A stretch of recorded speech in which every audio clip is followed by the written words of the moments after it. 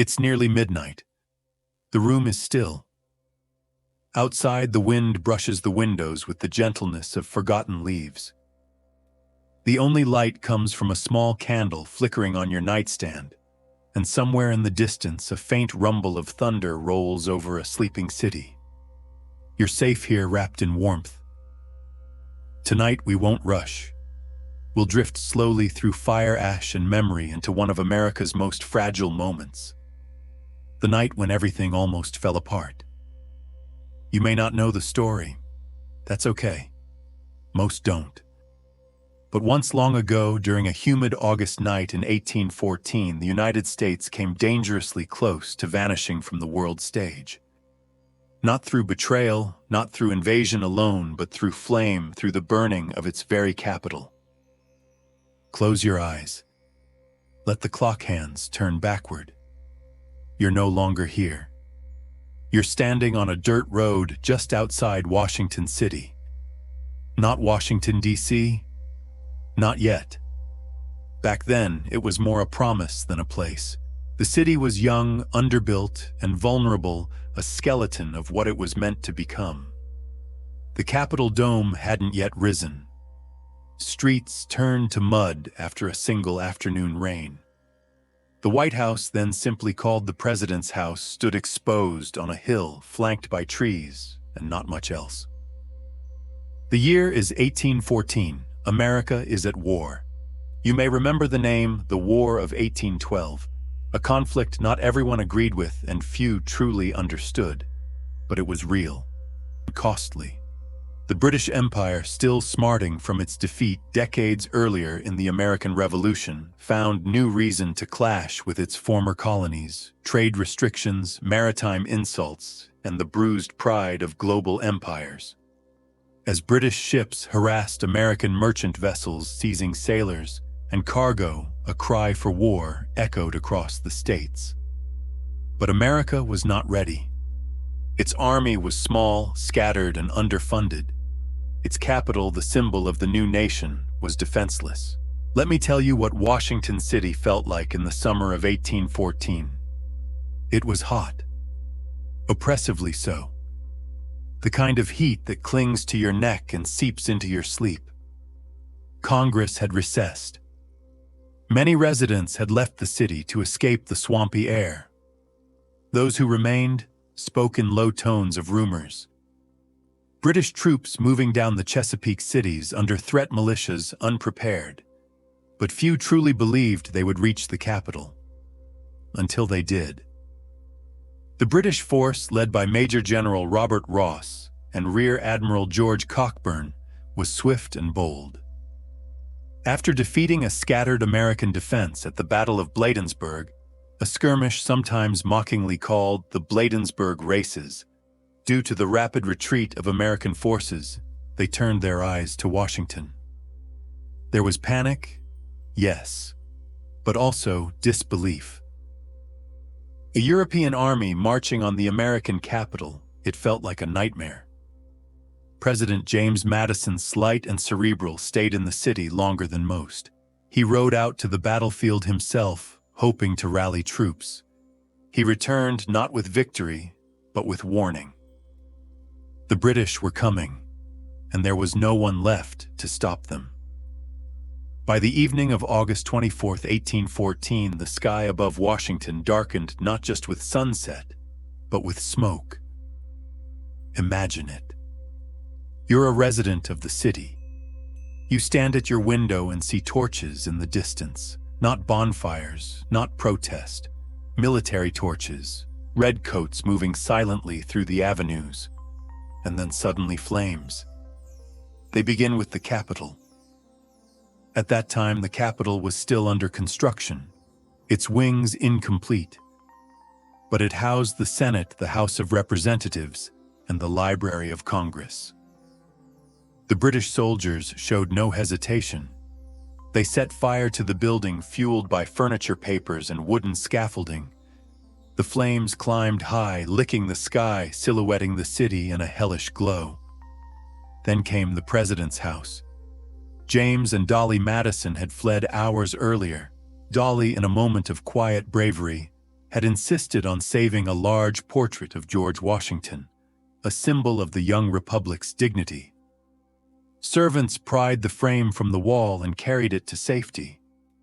But the house itself did not survive. British troops entered and dined on the hastily abandoned meal meant for the Madisons. Then they set the dining room ablaze. No American force came to stop them. It wasn't just a military defeat. It was symbolic devastation. To burn a nation's capital is to try and burn its spirit. The British aimed to punish, humiliate, and perhaps unmake the fragile republic that dared to challenge them. In the silence of midnight, the city burned. Flames crackled, windows shattered, the scent of ash mixed with honeysuckle. Residents fled into the countryside, watching from distant hills as their city glowed orange and red against the dark sky. But here is something curious. As the fires raged, nature intervened. Clouds gathered, rain began to fall. Some said it was a blessing. Others, later historians, curious thinkers, saw it as something stranger. A tornado touched down that night, sweeping through parts of the burning city. It tore roofs from homes, flipped cannons, and scattered the British troops. Rain extinguished fires the citizens could not. The heavens, it seemed, had not yet given up on America. By morning, the fires were out. The city was quiet again. Blackened, broken, but alive. And that's where we pause. Not at the end, not at the rebuilding, but at the moment between. The stillness of smoke after destruction, the heartbeat of a nation that almost stopped. Let the candle flicker beside you. Let your breath slow. This is not a story of triumph. This is a story of endurance, and we'll continue it in the next dream. Sleep well. The air is thick with smoke. Not the choking kind, but the sort that lingers long after the fire has died. You can almost taste the ashes like burnt paper and old pine. Somewhere a boot steps on broken glass. A doorknob swings without a door. You blink slowly. It's early morning on August 25, 1814, and you're walking through the ruins of the United States Capitol. The British didn't stay long. They came like a storm, sharp, loud, and then eerily quiet. Rear Admiral Cockburn, who wore arrogance like a second uniform, had made it clear this was to be symbolic. Not just war, but humiliation. A reminder that America was still young, still vulnerable, still flammable. You see him now walking through the rotunda as if inspecting a stage set for his monologue. His boots echo on marble. The columns are cracked but upright. The dome above, still under construction, groans as heat distorts its iron skeleton. "What a pity to burn this place," Cockburn reportedly said. "If only the Americans had not burned York first." That was his justification. The American torching of York, modern-day Toronto, had lit this fuse, and Cockburn, never one to waste a bit of theater, took his revenge with precision. The Capitol, the White House, the Library of Congress, all targets, all symbols. You reach what used to be the House chamber. Charred benches, melted inkstands. A half-burnt speech lies curled on the floor like a dying leaf. The air still hums with heat, but something stranger remains. A painting. Somehow spared by the flames, its crooked singed at the corners, but intact. George Washington, larger than life, gazing down with solemn calm, perhaps even judgment. They say Cockburn tried to take it, but was persuaded otherwise by a slave who stood in the hall with a musket and no name. You step around the canvas. Your foot lands on something soft. Paper. Burned ledgers, brittle like lace. You pick one up. It crumbles. And now the library, or what's left of it. Thomas Jefferson had poured his collection into these walls, believing that knowledge was the spine of a republic. The British officers laughed when they set it ablaze. Some even danced. One wrote in his journal, "Books make good kindling." Yet not all knowledge burned. Some volumes were hidden. A clerk named Tobias Smalls smuggled a trunk of rare law manuscripts into the crypt beneath the Senate chamber. He died a year later, unnamed in the papers, but his cache was found decades on, still dry, still legible. His handwriting inked inside the cover for when they rise again. You find the crypt. It's not grand, just stone cool and damp like a forgotten well. But it smells of earth, not fire. And you imagine Smalls, sweating terrified, pushing that trunk into the shadows while the floor shook above. Outside, the sky is lightning. Not bright, just less dark. Rain is starting to fall, gentle as if trying to apologize. You can hear the hiss of it on the smoldering ruins. A strange peace settles in your chest. And then hoofbeats. Not many, just 3 riders. Scouts, American. They approach slowly, weapons drawn, unsure if the city is still lost. You crouch near a broken statue of Justice. Her scales are gone, but the sword remains. One of the scouts swears under his breath. "They really did it," he mutters. "They burned the Capitol." Another replies, "They'll say we deserved it." The third one doesn't speak, just rides closer, touches the blackened stone, and stares into the ruin. Then quietly, "We'll build it again." That sentiment became prophecy. Within a year, Jefferson's books replaced those lost in the fire. The Capitol dome was redesigned, this time with fireproofing in mind. The city, once mocked as a swampy experiment, doubled down on its dreams. But scars don't fade quickly. In the years that followed, children would dare each other to sneak into the Capitol crypt and touch the stones, still dark with soot. Some swore they heard voices echo through the columns late at night, voices speaking in British accents, arguing over maps and matches. And Cockburn. He retired comfortably, knighted, admired by many. But a story persisted among sailors that he refused to visit libraries for the rest of his life. When asked why, he would only say, "The smell reminds me." Back in your dreamlike walk, you pass the Senate steps. A single shoe lies there, small, child-sized. No one knows how it got there. Perhaps someone came back looking for a parent, or perhaps it was dropped during the chaos. Either way, it remained. Preserved in the Capitol archives, no name, just a date, August 25, 1814. It sits in a glass case now. Not famous, not even labeled, but it speaks louder than any statue. You blink again. The room is fading, not into black, but into softness. The kind of softness that suggests endings or beginnings. You think about fire, how it consumes, yes, but also how it clears. The Capitol burned, but America didn't. And somewhere beneath ash and ruin, a small voice, maybe yours, whispers, "We're still here." It's quiet now, the kind of quiet you only hear when even the dust dares not stir. But behind that stillness, there's something heavy in the air, like a room holding its breath. You are back in Washington in the warm August of 1814. Though the word warm doesn't quite do it justice. The heat sticks to your neck like wet wool. The air is thick with ash, even days after the flames.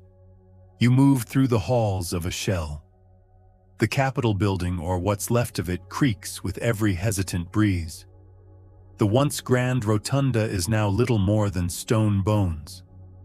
The dome, or at least the half-finished wooden skeleton that was to become a dome, is gone. Torched, charred rafters stick out like broken ribs, and there among the rubble sits a man in soot-stained breeches and a torn waistcoat. His powdered wig is long gone. His face is streaked with sweat and grief. He's tracing his finger along a scorched piece of parchment, trying to make out the letters. You pause before realizing it's a copy of the Constitution. There were rumors it had burned, but it hadn't. Not quite. A few brave clerks had spirited away the most precious documents: the Declaration of Independence, the Articles of Confederation, and yes, the Constitution, wrapped in canvas and loaded onto wagons that rolled through the night like fugitives. They'd hidden the papers in a grist mill. Or was it a farmhouse? Stories differ. Historians still debate whether it was Dolly Madison's idea or a junior clerk named Stephen Pleasanton. Either way, it was close. You tiptoe further, avoiding the shattered tiles. One of the Senate chairs lies on its side, blackened. A single golden eagle, once perched proudly above the speaker's rostrum, now lies melted into the marble floor like a sleeping beast. Imagine this: a government barely 40 years old, its capital sacked, its monuments in ruin, its leaders scattered. President Madison had fled with his cabinet. Some say he slept in a barn that night. Others say he paced the fields in silence, watching smoke cloud the moon. And the British, they didn't just burn the Capitol. They burned the White House, the Treasury, the War Department. Flames ate through symbols as easily as through wood. Furniture popped, curtains turned to powder. The fire climbed like it had been waiting. A soldier wrote later that he could hear the crackling all the way from Georgetown, like 1,000 trees dying at once. Yet for all that, the British didn't stay. And this is where the story shifts, not with a grand battle, but with weather. The night after the Capitol burned, a storm rolled in. A strange one. People said the sky turned black and purple. The wind didn't howl, it roared, like it was angry at everyone. Lightning danced through the city ruins like ghostly sabers. Then came the rain. Sheets of it, so thick it blinded, so cold it turned ash into sludge. Then a tornado. Yes, a tornado in Washington, D.C. It spun like vengeance through the streets, lifting cannons from their wheels, snapping trees in half. British troops were flung against stone walls. Some said it was divine punishment. Others thought it poetic justice. But no one denied it changed things. The British, shaken and drenched, began to retreat. Their supplies were soaked. Their morale cracked. One officer reportedly wrote, "I fear we are not welcome in this land of thunder." You crouch now, tracing your fingers over the damp stone. The Capitol isn't just a ruin, it's a survivor. One wall still stands defiantly. On it, a Latin motto, A pluribus unum, out of many one. But in 1814, it felt like the many were breaking apart. In Baltimore, the citizens braced for an attack. Militia volunteers dug trenches with spoons and shovels. Mothers melted pewter dishes into bullets. Men stood shoulder to shoulder on the city walls, their breath fogging in the night air. It's hard to imagine now, but this was the moment America almost stopped. Not by vote, not by rebellion, but by fire and wind. You listen. The storm is long gone, but echoes of it remain in the way the Capitol was rebuilt, stone by stone, slower than anyone liked, and in the way stories of that night were passed down with both pride and shame. There's an odd comfort in ruins. They prove that something stood, and more importantly, that it can stand again. Back in your quiet room or your dim-lit train car or wherever you find yourself listening, the shadows settle. The air feels cooler. You imagine the ashes of the Capitol swirling in that strange storm, lifted, scattered, but never lost. You breathe. Because even when the flame rises and the roof caves in and the past feels distant, someone always gathers what remains and rebuilds. You begin again in the dim corridors of memory, where history hangs like fog and the past breathes slow and thick. Tonight, your steps echo through the smoldering aftermath of 1814, a year when smoke curled into parchment skies and the heartbeat of America nearly flatlined. The Capitol had burned. The White House had been swallowed in flame. The air still smelled faintly of soot and scorched velvet. You moved through the silence not as a ghost, but as a guest. You walked the edge of Washington City, or what remained of it then. A half-built dream, fragile and oddly proud in its unfinishedness. Back then, the city was more mud than marble. There were pigs in the streets, boardwalks made of planks, swamps that hummed with mosquitoes and political ambition. The grand buildings, they were there but incomplete, underfunded and undersized. The White House had no fence, the Capitol had no dome, and the Library of Congress just a few hundred books. But then the British came. Not just any British. These were seasoned troops, fresh from victories in Europe. Men who had faced Napoleon. Men who knew fire and siege. And they marched straight into the heart of Washington, not as guests, but as avengers. The date was August 24th, 1814. It was hot. The kind of heat that made linen stick to your back and made tempers rise like smoke. Most of the government had fled. President Madison, yes, the real one, was on horseback, galloping through woods and fields with classified documents stuffed in his saddlebags. He had no security detail, no satellite intel, just a wife in the White House and a prayer in his throat.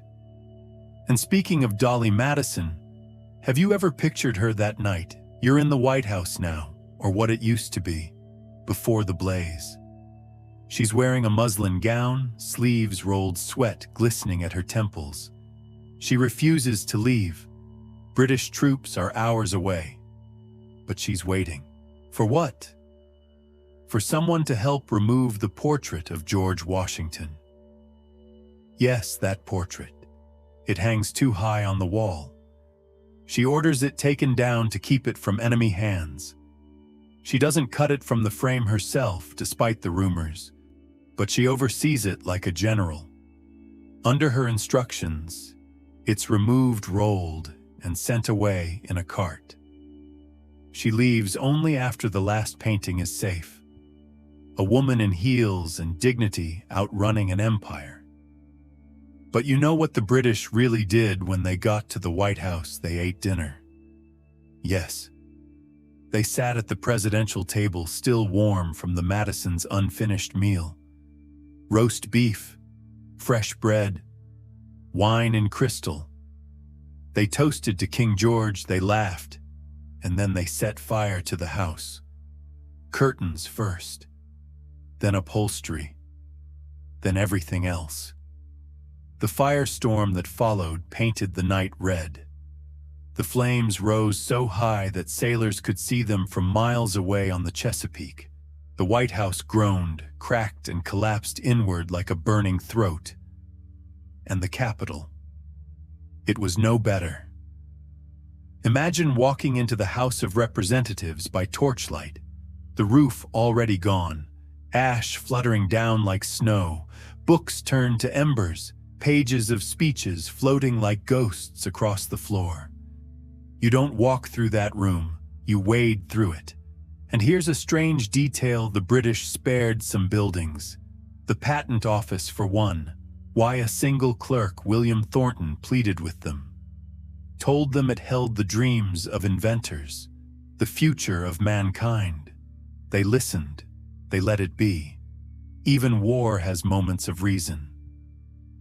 But the fire left scars, not just on buildings, but on pride. America was humiliated. The very symbols of the Republic had been torched. The myth of invincibility gone in a puff of smoke.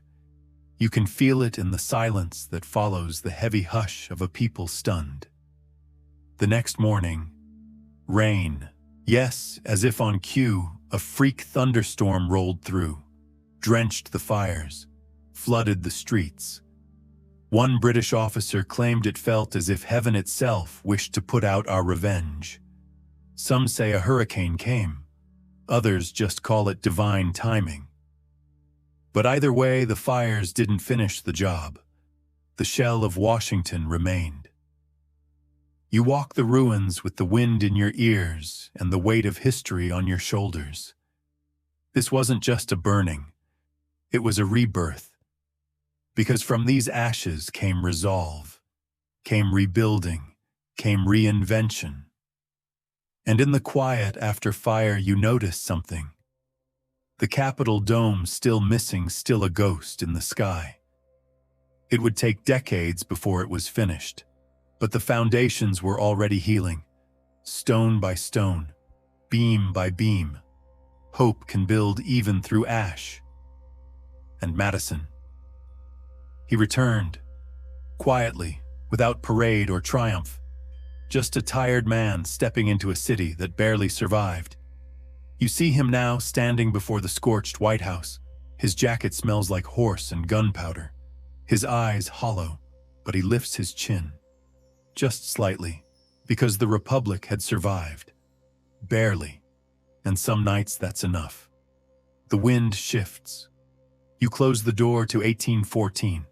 Let the silence settle in. Let the embers cool. Sleep now. More stories wait ahead. There's something odd about silence after violence. It doesn't feel like relief, it feels like forgetting. Like the room forgot the shouting or the bricks forgot the flames. And yet some things cling to memory. In the charred remains of Washington, a city barely 3 decades old, there was something uncanny in the way the burnt outlines of buildings still stood like shadows carved in wood. You walk again, slow and steady through the streets that used to be bustling with ink-stained clerks and horse hoof echoes. Now there is only dust, rubble, and the smell of fire that doesn't know how to leave. The Capitol is a husk. Its roof is gone, its books blackened. Outside, the statues are cracked and beheaded, and inside the rotunda echoes like a tomb. A few survivors walk with you. One is a printer who once shouted headlines from his balcony. Now he carries nothing but a burnt typeset tray. Another is a freedwoman once employed in the kitchen of the Senate, her apron still tied ash covering her arms. And then there's a soldier. Young, limping face slack with exhaustion. They don't speak, but you feel their questions pressing into the night air. Why didn't anyone stop this? Why did we let them get this far? It's easy to forget how close America came to collapse in 1814. You hear of great defeats, Pearl Harbor, 9/11, but rarely do people talk about the night. The seat of the American government literally burned. Not metaphorically, not symbolically. It burned. And yet, because no one died dramatically on live television, it slips past memory. But the British, they remembered. They remembered the Chesapeake. Let's drift back, before the fire, to 1813. The British were already furious about American raids into Canada, and especially the attack on York, modern-day Toronto, where American troops had burned government buildings. British naval commanders and generals took it personally. And when 1814 came, they planned their revenge.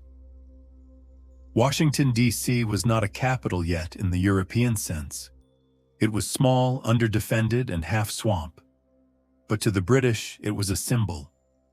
And symbols are powerful targets. In late August, a British fleet under Admiral Alexander Cochrane landed at Benedict, Maryland.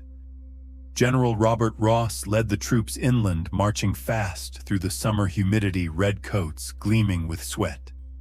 They clashed with a smaller American force at Bladensburg, a disaster for the Americans. Soldiers fled. President James Madison himself galloped from the field. It would be the last time a sitting president was at the front lines of a battle. The road to Washington was wide open. But what did the British want? Plunder, control? No. They wanted retribution.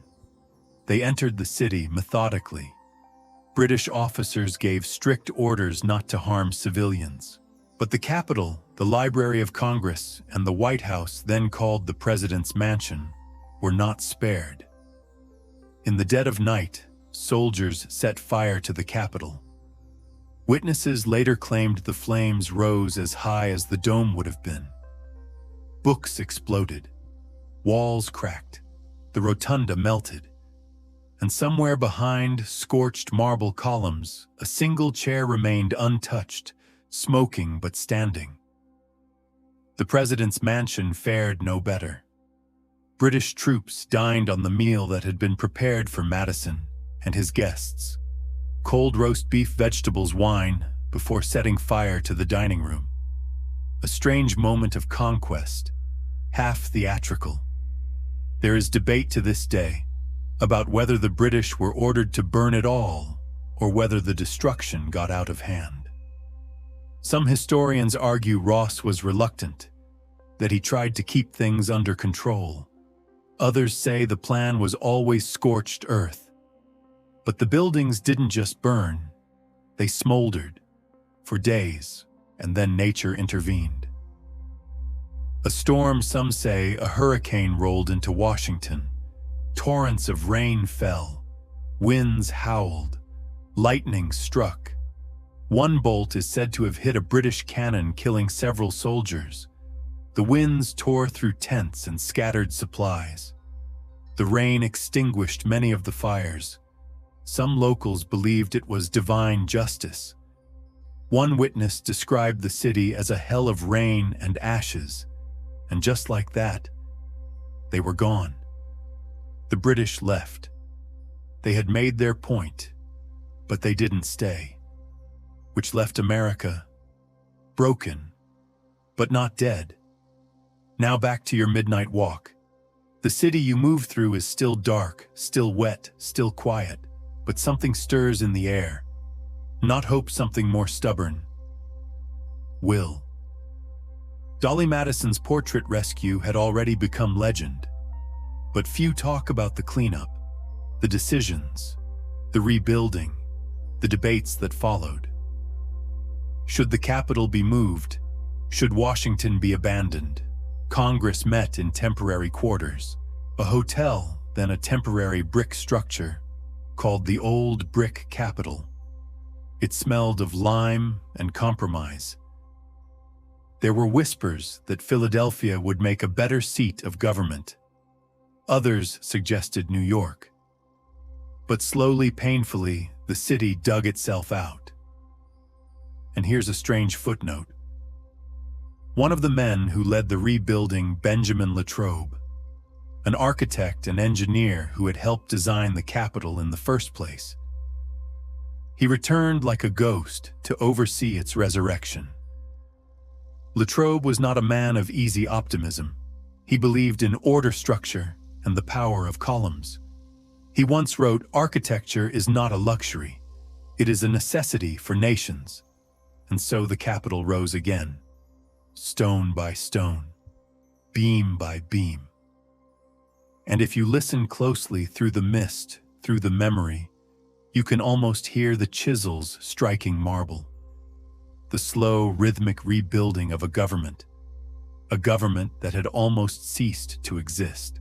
Somewhere in the distance, a new dawn begins to creep across the Potomac. You are tired now, and that's good, because the next chapter is quieter and deeper, and still burning beneath the ash. The ember glow of destruction fades, but the scar remains. After the British marched out of the smoldering city in 1814, the silence left behind was almost unbearable. Imagine stepping over blackened beams and melted glass, your boots catching on scraps of parchment that once carried the thoughts of a nation. The Capitol was hollowed like a shell, and the Library of Congress, with its thousands of irreplaceable volumes, was nothing but ash and smoke. You walk quietly through the debris. There's a lingering scent of scorched paper and charred mahogany. The soft whisper of wind through ruined hallways might as well be the breath of ghosts. And in that hush, one question grows louder. How does a country rebuild its heart when it has been burnt out of its chest? The truth is, it wasn't clear at the time. Many believed Washington should be abandoned altogether. Politicians argued that the government should relocate permanently to Philadelphia, where the infrastructure still stood, and the memory of fire hadn't etched itself into the marble. For a moment, just a moment, America teetered between becoming a nation of permanence or a patchwork of retreat. But some strange, stubborn, some stayed. Among them, a peculiar man with ice-blue eyes and mismatched shoes. His name was George Hadfield, and he was one of the original architects of the Capitol. They say he walked the ruins for hours, murmuring measurements to himself. He'd lost his temper in the past, been fired, rehired, and ignored, but the fire had changed him. Now he touched each burned column as if greeting an old friend who barely survived a battle. "We begin again," he said, more to the stones than the people around him. And perhaps that was enough. While Congress temporarily met in makeshift quarters, a hotel ballroom with leaky ceilings and sagging chairs, Hadfield and his ragtag team began sketching plans, not for a replica, but for something sturdier. A Capitol with thicker walls, more iron fireproof vaults. America, he decided, would not just rebuild, it would reforge.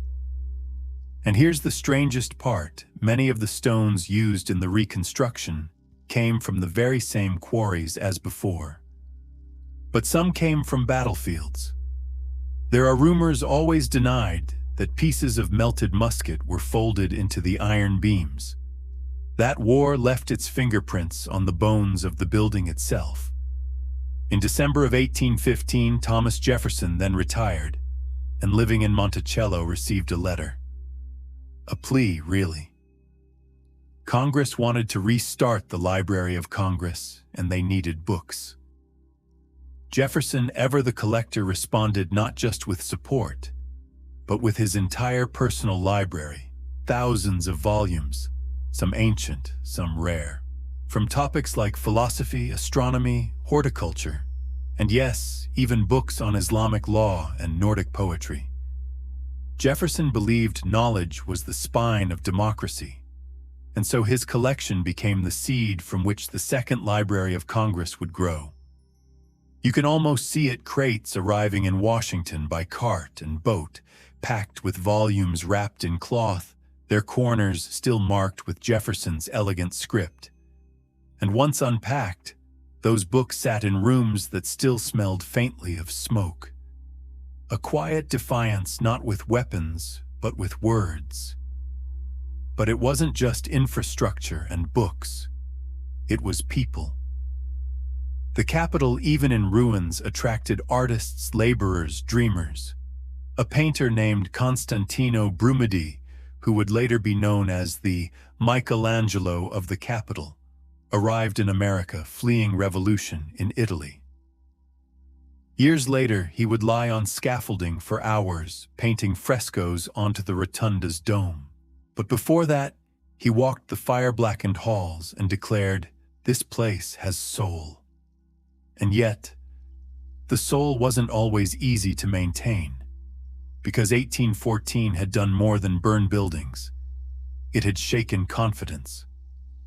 Some Americans began to fear that the very idea of democracy was too fragile, too new. After all, this wasn't a monarchy with centuries of rituals to fall back on. This was an experiment, a republic barely 40 years old. Enter Dolly Madison again. Her courage during the evacuation of Washington became the stuff of legend. But her return was quieter. Behind the scenes, she hosted gatherings in the temporary congressional quarters. Tea poured into chipped porcelain, gentle music played. Lawmakers who'd once shouted across rooms now sat elbow to elbow on borrowed benches. It was said she had a way of making power seem personal, of reminding senators that they served people, not platforms. And it's not a stretch to say that some of the earliest political compromises, the ones that prevented complete governmental collapse, happened not in chambers, but over Dolly's peach tarts. Outside, the landscape still bore wounds. The National Mall was little more than a field of churned earth. Farmers occasionally let their sheep graze on its edges, but plans were already being drawn, not just for buildings, but for ideas. This is where another figure emerges, Benjamin Henry Latrobe, a British-born architect who had defected to America out of idealism. He was instrumental in the early designs of the Capitol. But after the fire, he returned with a vengeance. He insisted on incorporating symbols of resilience, corn motifs, acanthus leaves, and hidden references to the phoenix, the bird reborn from flame. His sketches show columns wrapped in vines, not just decorative, a reminder that life returns, that beauty can grow from soot. And as construction continued, those details made their way into the very architecture visual whispers to future generations. Now drift your mind to a winter evening in 1817. Snow dusts the remains of charred stones. Workers sip coffee heated over small coal stoves. The dome has yet to rise, but the walls are taking shape. Some sing as they hammer. Others recite poetry verses by Byron and Blake. And slowly, the Capitol is reborn. But here's something few know: one of the original weather vanes melted in the fire was never replaced. Instead, a small glass orb was placed in the rotunda's ceiling, hidden behind the art. Some say it contains ashes from the old library. Others say it holds a scrap of parchment, the last page of a burned bill. No one has opened it in over 200 years. The Capitol today gleams with marble and statuary. But underneath, there's still scorched stone, still iron beams forged in wartime. And if you stand very still in the rotunda, you can feel it, the heartbeat of something that almost didn't make it. Because Washington didn't simply survive 1814. It became stronger not by forgetting the fire, but by building through it. And that is something you carry too. Every time you rebuild, every time you hold on to hope after ruin. The rain begins again, soft, distant, like fingers on parchment. The kind of sound that helps you breathe slower. The kind of sound that tells you it's okay to rest now, because the fire has passed. And the story, your story, continues. The fire is out now. The sky is still gray. The kind of gray that doesn't brighten, only shifts in tone as the day drags forward. You blink slowly, still inside this haze, not smoke anymore, but memory. The Capitol is gone. The White House is just scorched rubble. And yet somehow, you're still here, walking slowly through the dust and ash as if retracing someone else's footsteps. There's a strange quiet across the city. Washington, such as it was in 1814, isn't a bustling metropolis. It's a damp skeleton of ambition, wide roads leading to nowhere, half-built monuments surrounded by fields and mud. There are more cows than people, more ideas than infrastructure. And yet, it was a capital. It meant something. You see them now, the few who remained. Ordinary townspeople sifting through collapsed walls. Children quiet from shock. A woman sits on a curb beside a smoking lantern, brushing soot off what used to be a doll. Every moment here feels stolen, as if you're drifting through a dream that Washington itself has yet to wake from. And here comes Madison. He's tired, beyond tired. His usually crisp coat is streaked with mud.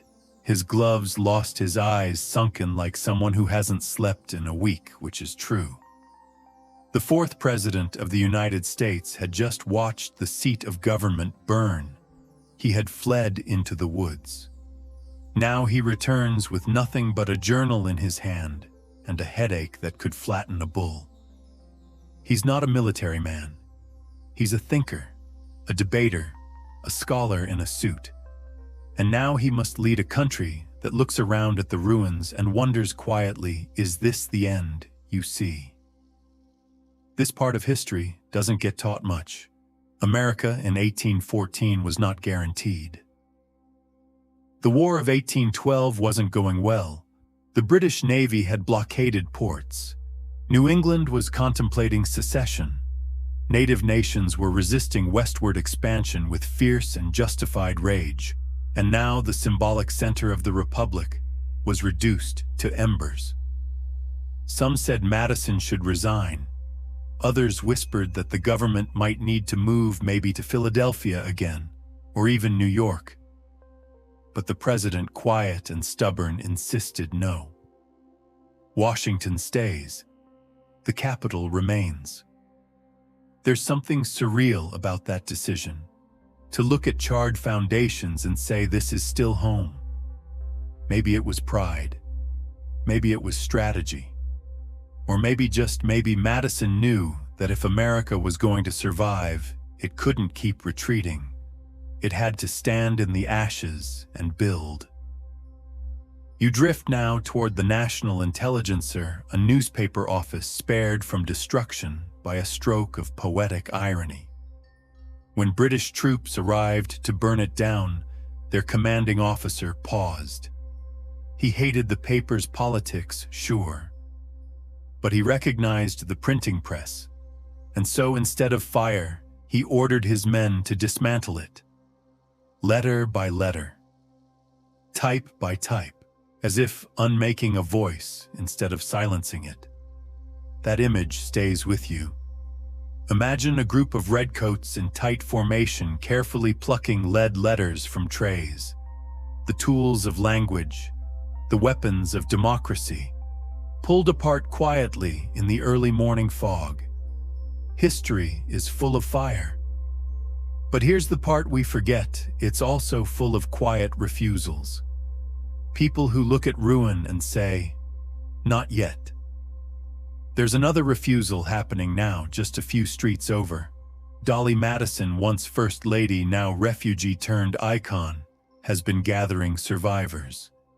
She's not just remembered for saving that portrait of George Washington, though yes, she did. She's remembered for baking bread in borrowed ovens, for offering her last dry handkerchief to a crying child, for organizing chaos with grace. One British soldier years later would write in his diary, "That woman in the worst of it held herself like a queen." The contrast is stark.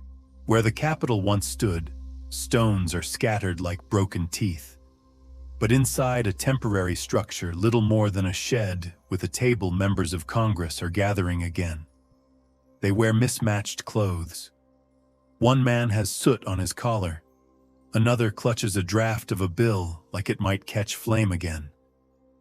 But they're there, passing laws, holding votes, reaffirming a nation with paper and stubbornness. You settle now into the half-light of the afternoon. The sun is behind the clouds. A cool breeze whispers through the grass that grows where buildings should be. And as you sit beside an overturned barrel, you hear, music. Just faint. A violin, maybe. Or a flute. Someone somewhere is playing. It sounds like defiance.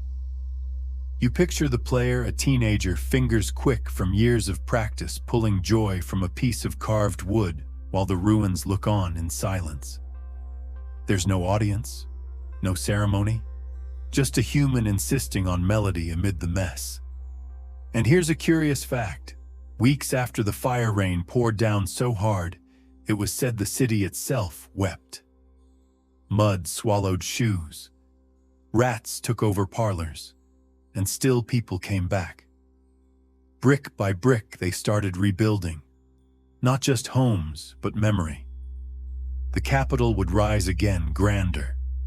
The White House would be repainted white, yes, but also symbolic. A kind of blank slate. A cover-up and a confession in one. And here's where we get stranger still. Years later, in a small archive in Virginia, someone discovered a journal entry. It wasn't Madison's. It belonged to a clerk. A man whose name barely survives the ink it was written in.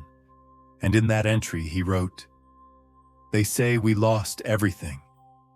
But I say not yet. We still have fire, and it no longer belongs to them." What did he mean? Perhaps that fire, real or metaphorical, doesn't just destroy. It illuminates.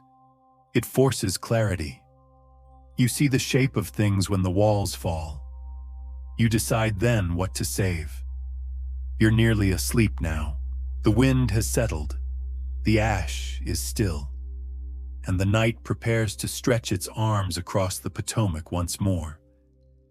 You hear faintly a voice, not from history, not from records, but from somewhere softer.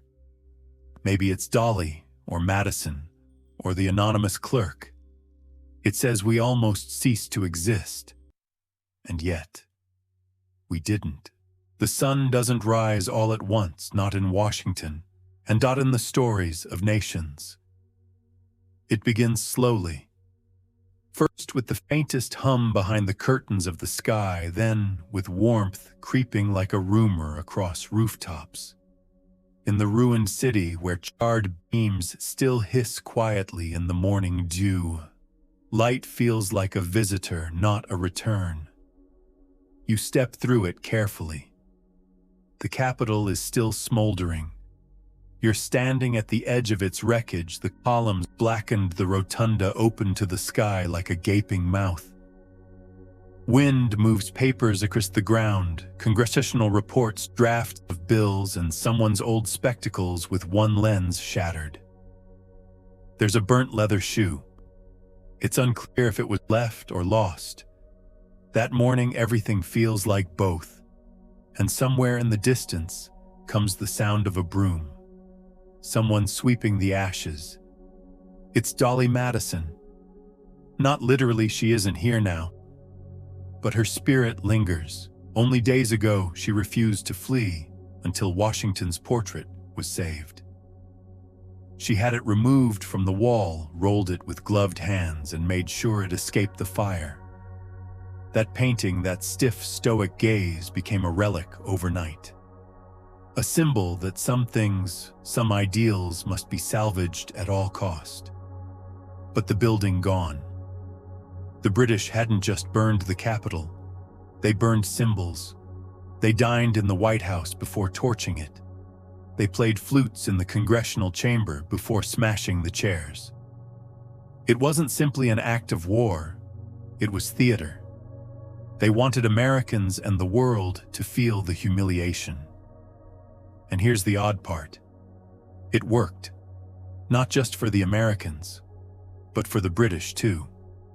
Because even back in London, the newspapers hesitated to cheer. Some did, briefly boasting of their punishment of rebellion, but others winced. The sight of soldiers looting libraries and burning books didn't sit well. It didn't feel like victory. It felt like vandalism. And that mood began to spread. You can almost imagine a young clerk in Liverpool, ink on his sleeves, eyes tired from too many manifest lists, reading the news and thinking, "We did what." Meanwhile, in Washington, the survivors wandered. Citizens, if you could call them, that stood in front of ruined homes. They leaned on each other or on nothing.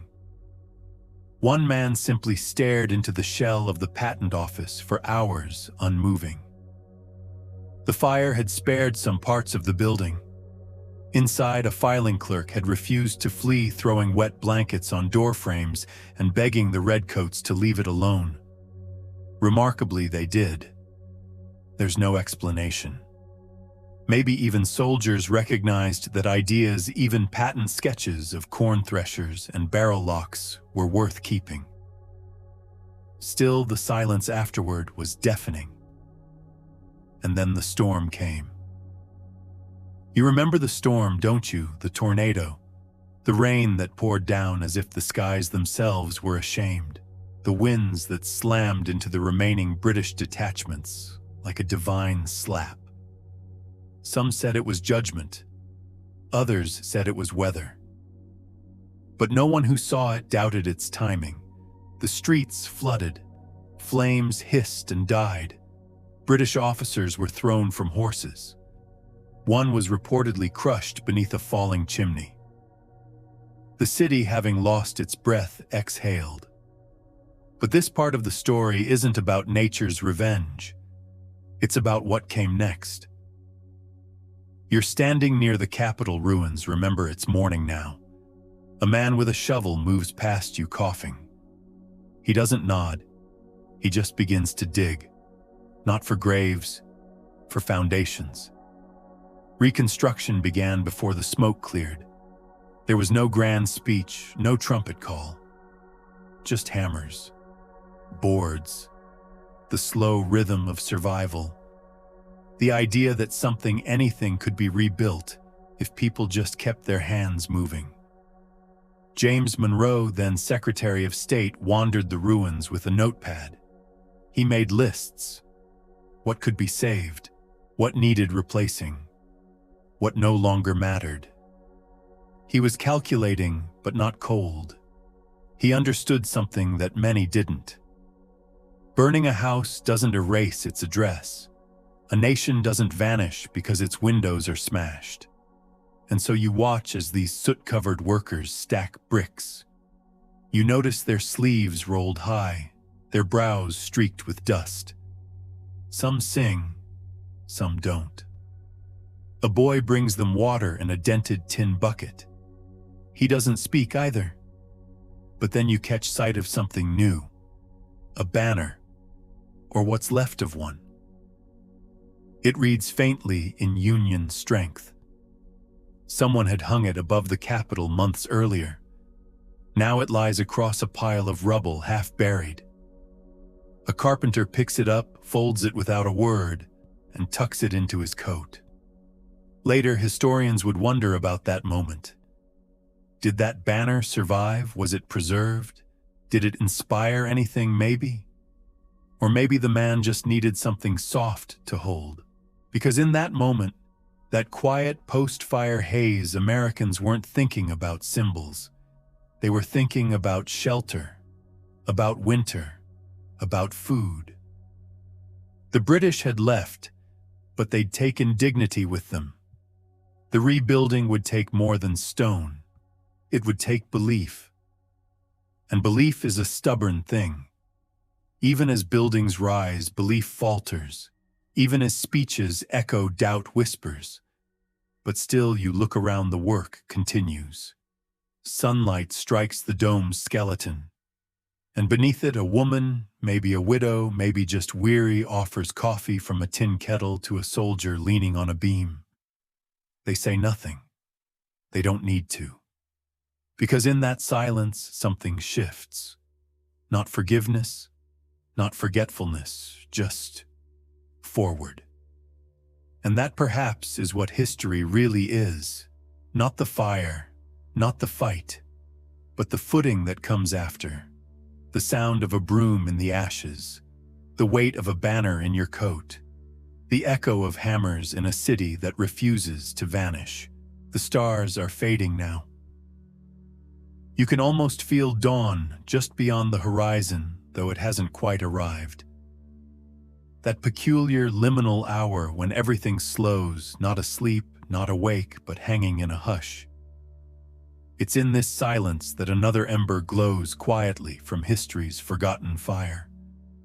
In the aftermath of the Capitol Fire of 1814, Washington, D.C. sat like a wounded animal. The British had departed, but the scars they left ash-coated ruins, blackened foundations shattered. Trust lingered like ghosts in the humid air. And in that fragile moment, something even stranger began to happen. The city, rather than crumble, started to dream again. You walk its streets, at least what's left of them. Dust coats the soles of your shoes. Chimneys stand like mournful statues. But between the ruins, workers move, quietly, reluctantly. Brick by brick, the Capitol begins to stir. President Madison is still in office, barely. His cabinet scattered and shaken, his prestige tarnished. But instead of resignation, he doubles down. Congress assembles in makeshift chambers, the old patent office hastily swept clean and smelling of smoke and ink. The walls whisper resilience. And this is where the odd details begin. You see, the Capitol wasn't just a political building. It was meant to be a symbol, neoclassical, proud, inspired by the ancient republics. Jefferson once envisioned it as a temple to liberty. And like any temple, it held secrets. Vaults beneath the foundations, unfinished corridors. A room that wasn't on any official blueprint, tucked behind a broken marble column. In that room, one man, no title, no fame, begins a quiet obsession. His name, David Custis. A surveyor's apprentice turned amateur archivist.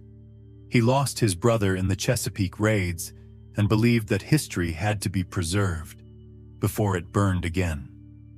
Custis begins collecting charred timbers, melted hinges, torn parchment. He catalogs each item with careful script, wraps them in linen, and stores them not in the National Archives, which wouldn't exist for over a century, but in old wine barrels buried beneath his rented boarding house. The irony, half of what we know about the Capitol's destruction doesn't come from official records. It comes from Custis's journals rediscovered by accident during a plumbing repair in 1903. Beneath the floorboards, 3 barrels each lined with beeswax filled with artifacts of loss. One entry reads, "This hinge was pried from the Senate door. Still smells of smoke. I keep it not for vengeance but remembrance." But it wasn't just relics he kept. He also recorded the stories no one wanted to remember. The congressman who wept openly on the steps clutching a singed Bible. The printer who rescued a single copperplate from his destroyed press and used it to reprint the Declaration of Independence on scraps of leftover wallpaper. The enslaved boy who led his master's horse to safety, then vanished. Historians debate how much of Custis's work was real. Some call him a fantasist, others a foundational preservationist. But it's hard to ignore his attention to detail. His sketches of the scorched library shelves match what archaeologists later uncovered. His recollection of secret basement chambers led to actual rediscoveries in 1947 during Capitol renovations. And in his final entry, a sketch of the Capitol dome, not as it was, but as it would be. Decades before it was completed, he imagined it rising again, taller, prouder. A vision drawn in soot and grief. You wonder, how many rebuildings begin not with plans, but with grief? Outside, the Potomac breathes softly against the shore. The fog has returned, curling around the foundations like cautious fingers. But the sky is just a shade lighter now. We move forward again. Another strange story, this one from Baltimore. Just days after the fire, as British forces regrouped and ships loomed offshore, a lawyer named Francis Scott Key boarded a vessel to negotiate a prisoner's release. You know the name, but the context is usually forgotten. Key witnessed the bombardment of Fort McHenry from a truce ship in the rain all night. The rockets, the flames, the chaos, and then in the thin morning light, the American flag still flying. Inspired, he wrote a poem, not a national anthem, not yet. Just words scribbled on the back of an envelope, the Star-Spangled Banner. What few realize is that the very flag he saw was sewn by a widow named Mary Pickersgill with the help of her teenage daughter and a few neighbors. They stitched it by hand in the floorboards of an old brewery, the fabric too large to spread in any one room. That flag became a beacon, not just of survival, but of reinvention.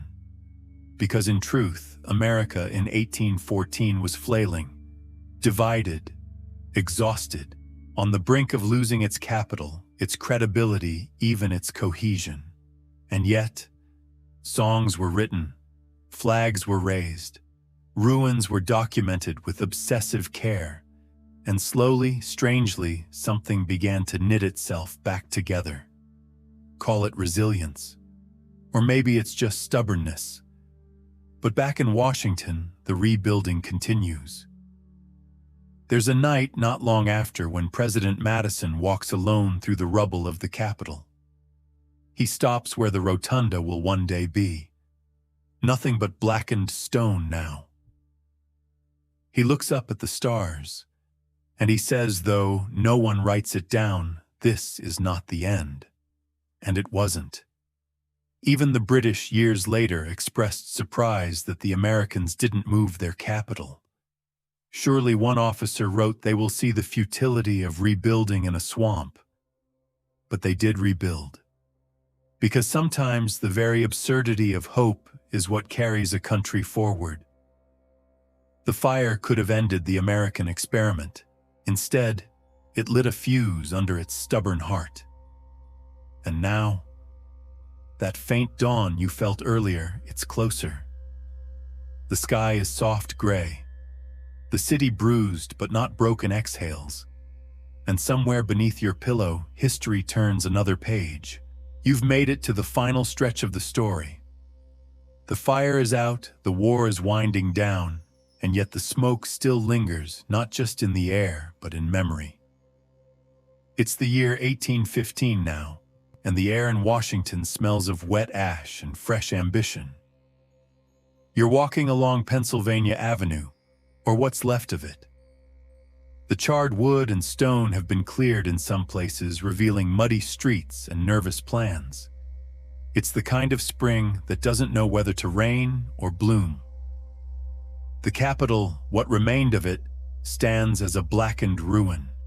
You can still see the outlines of where the Great Dome was meant to rise now, just a fractured shell open to the sky.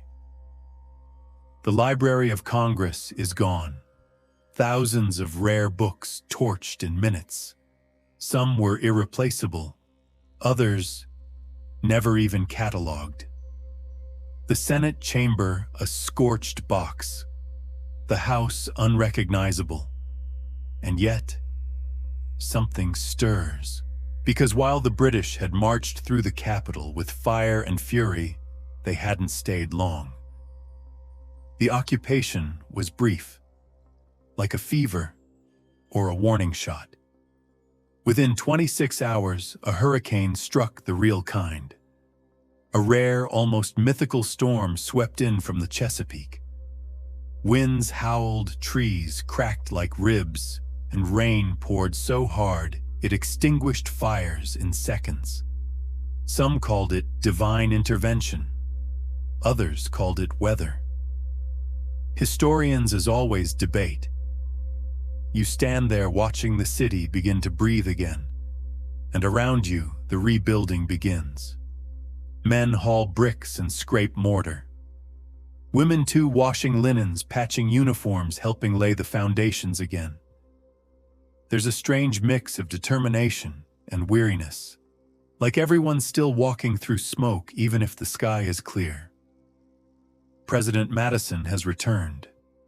So has his wife Dolly, that woman who saved the portrait of Washington just in time. She walks the same avenues, nodding to survivors, her eyes scanning the skyline, as if daring the British to return. But here's the quiet tragedy: Washington, D.C. would never fully forget what happened. The fire of 1814 left scars, not just physical, but psychological. For years afterward, when a storm rolled in, some older residents would flinch at the smell of wet ash. Children born just after the fire grew up playing among ruins. Tourists from Europe visited not to admire grandeur, but to gawk at destruction. And yet, America did what it always does. It kept going. You find yourself in the new temporary Capitol, hastily constructed, barely finished. Inside, Congress meets again. The debates are louder than ever, and underneath it all, a quiet fear that it could happen again, that this fragile experiment in democracy might not survive another blow. But here's where it gets interesting. The fire didn't just destroy it, galvanized.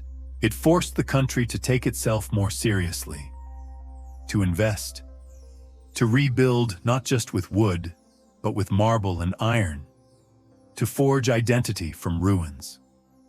A few years later, they begin reconstructing the original Capitol building, this time with fireproof materials. The dome gets higher, the columns grander, a phoenix of neoclassicism. And slowly the memories of the fire become part of the city's DNA. Not erased, just layered. You walk now past Lafayette Square, where pigeons strut across stones that once felt boots of invaders. You glance up at the White House, its exterior still marked with subtle imperfections, scars of heat chiseled away, but never fully gone. A child runs by with a flag stitched from old curtains. Somewhere a preacher's voice rises in song. And it hits you, this country, still so young, has already learned what it means to lose and what it takes to start again. Across the Atlantic, the British press is already spinning the story. Some call it a righteous act, a retaliation for the Americans burning York in Canada. Others admit it went too far. One London paper even refers to it as a torching of liberty's cradle. But back in Washington, the debate is over. The rebuilding continues, and amid it all, a strange new energy pulses beneath the rubble. It's not pride, not quite. It's something quieter: endurance. A few veterans gather at a tavern not far from the Capitol. Their boots still muddy, their uniforms patched with mismatched thread. They raise glasses not to victory, but to survival. "You remember when the dome cracked," one says. "Cracked, it bled, brother." They laugh, not because it's funny, but because it's over. You pause at the corner of 14th and F Street. A newspaper boy yells headlines in a voice too big for his frame. Behind him, scaffolding climbs toward the sky. Washington, the city, is growing taller, stronger, but never quite forgetting. And maybe that's what history is: not a triumph, not a tragedy, but a series of quiet rebuildings. Fires put out, bricks relaid, portraits rehung, and people like you still walking its streets, listening to the echoes of what burned and what rose. It's late now, later than you realized. The kind of late where even the night seems to hush itself. Not a whisper from the wind, not a creak from the house, just the warm, static hush that settles deep into your bones. You're still with me and still drifting. still curled in your quiet place, safe from the flames and fear that once licked the bones of America's capital. And now let's open the door to a quieter tragedy.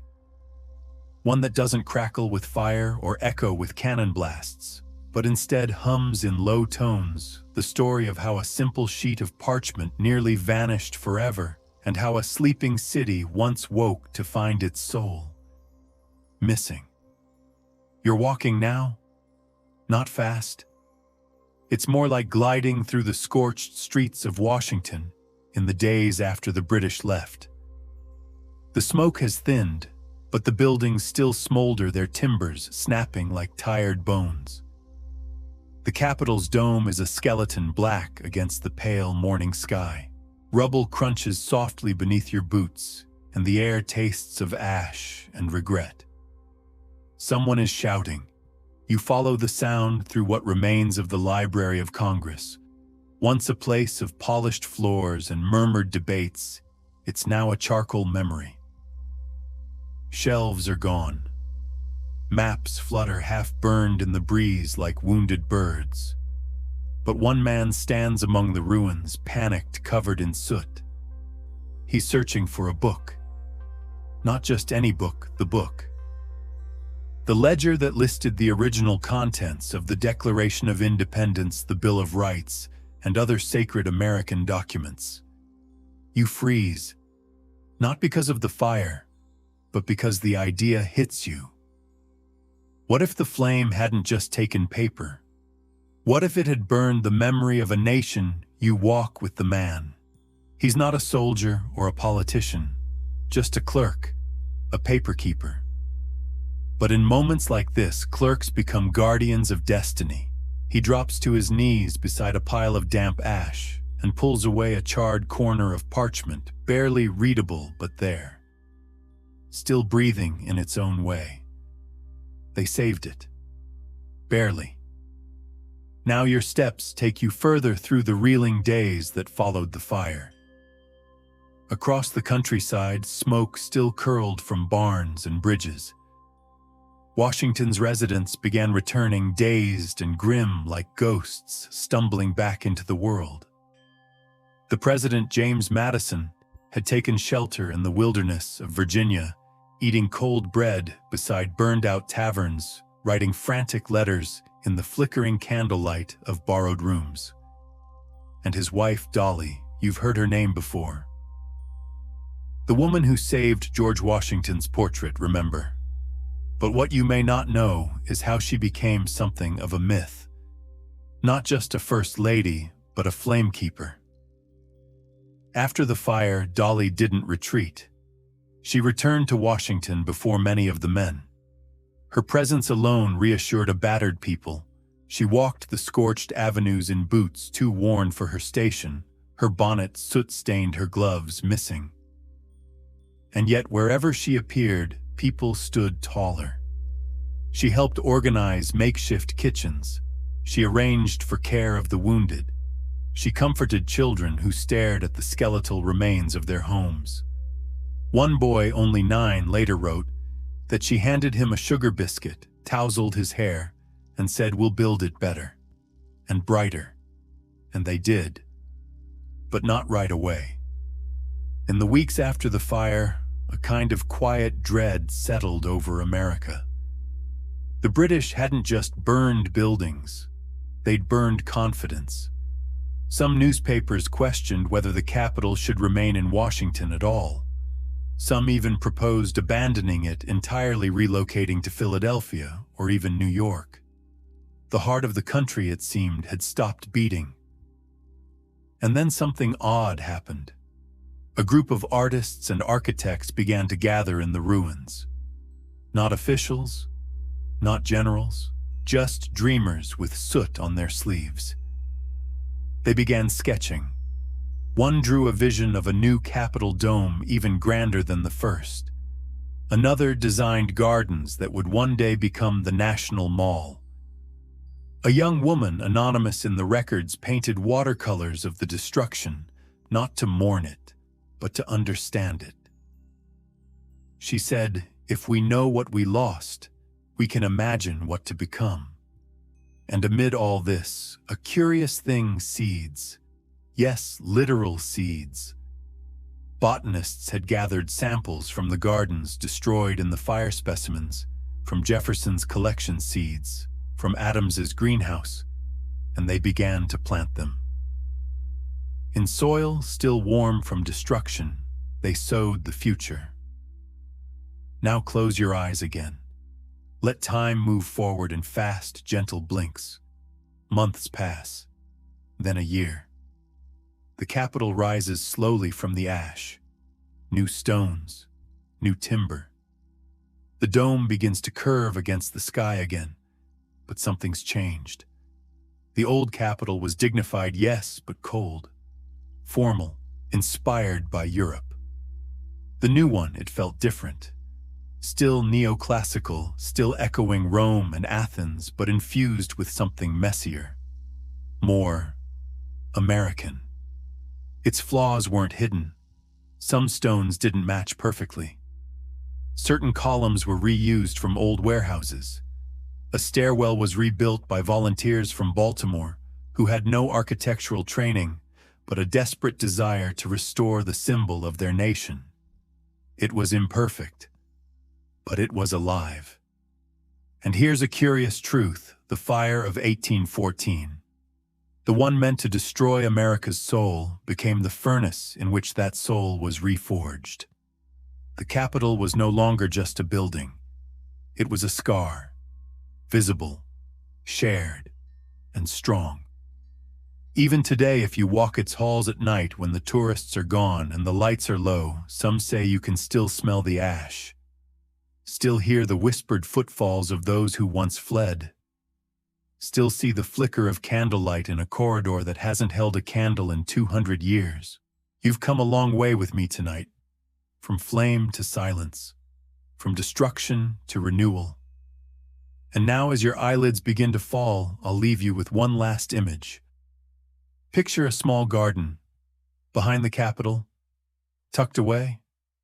It's not grand, no plaques, no statues, just a patch of green. And in it grows a flowering dogwood, pale blooms, in spring coppery leaves in fall. It was planted, they say, by the granddaughter of that nameless woman who painted the ruins. No one knows for sure. But every spring it blooms like clockwork. White petals, soft as parchment, strong as memory. And beneath it, the soil still holds warmth from a fire meant to destroy. But instead, it remembered. You don't remember exactly when the night deepened, when the shadows grew more velvet than gray, or when the air became so still it seemed to hush even your thoughts. But here you are, suspended in a time that doesn't tick, in a story that continues without waking you. A lantern's warm glow hums in the back of your memory, and before you now, the strange aftermath. Because when a nation loses its capital, it doesn't simply patch it up. It reckons, it questions, and sometimes it forgets on purpose. After the British torched Washington, the stunned silence that followed was almost worse than the flames. For days, no one knew where the government was. The president had vanished into the woods. Congress scattered like ash. The Marines retreated. And the people, well, the people tried to keep their shops open with windows blown out and soot caked on their counters. And then something truly American happened. They rebuilt. Fast. You can hear the rustling now, not of leaves, but of bureaucrats. Hasty plans on parchment. Supplies being scrawled onto ledgers. Horse-drawn carts hauling replacement timbers up Pennsylvania Avenue. The burnt White House, then known as the President's Mansion, was quickly patched with white paint to cover the scorched stone giving rise to its now famous name. But not everything healed. The Capitol dome was still years away from existing. For months, the legislative branch worked in makeshift chambers, One of them a hotel ballroom, where echoes disrupted every vote. Dolly Madison returned to salvage what she could of the furnishings. And President Madison, he never quite recovered. The fire had taken more than buildings, it had gutted the symbol of a fragile dream. And in this fragile state, America entered one of its strangest periods. Do you remember Baltimore, Fort McHenry? The fireworks of war weren't done yet. A few weeks after Washington burned, the British turned their sights northward. Baltimore was richer, better fortified, and to their surprise, far more stubborn. The siege of Fort McHenry lasted through the night shells lighting the sky like falling stars. And in that sleepless chaos, aboard a British ship, a young lawyer named Francis Scott Key scribbled down the words that would become the national anthem. He didn't know it then. He just saw a flag still flying in the morning and felt something crack open in his chest. Back in Washington, that same flag, the idea of it anyway, was all people had. The actual city was still in ruins. Locals gave directions using scorched landmarks. Turn left where the treasury used to be. It's 2 blocks past the shell of the library. One barber set up his shop under a burned beam and joked that his haircuts were hot off the press. Another tailor stitched Phoenix into his storefront curtain. Even the animals were off. Ravens nested in the skeleton of the Capitol. Wild dogs slept in the craters of cannonballs.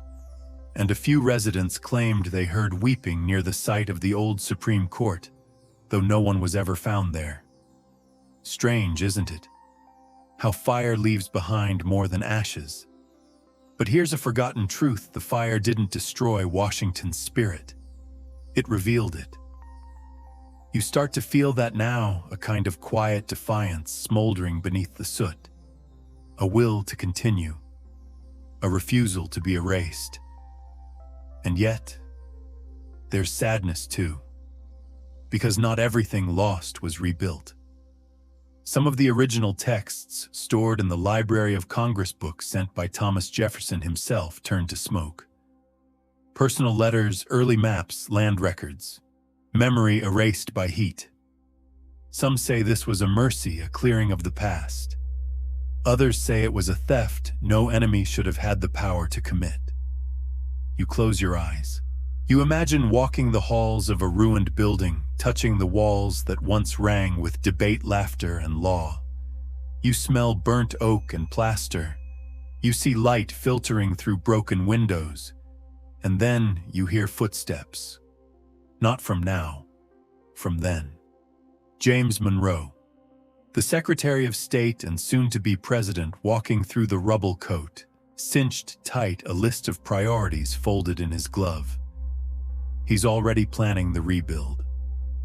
Behind him, a young staffer trails with ink on his fingers, tasked with redrawing the city's maps from memory. They don't speak, because what can be said when the nation's capital has been humbled? Later, Congress would consider moving the government to Philadelphia, perhaps, or New York. Cities not so vulnerable. But Washington stayed, rooted in its own ruin. And over time, people stopped talking about the fire. You won't find many plaques about it. No bronze statues of British soldiers marching through the streets. No museum diorama of Dolly Madison sprinting with a painting. Just whispers. Just memories. That's the thing about history we'd rather forget. It has to hide inside the places we keep using. And yet sometimes in the early hours of the morning, when you walk by the Capitol steps and see the mist hanging like a question, you might feel it. The scorch that once defined the skyline. The embers still buried in the foundation. The ghosts that stood where you now stand. You are not alone in the present. You are not untouched by the past. And as the clock drifts toward another hour, one you won't remember when you wake, you understand something new.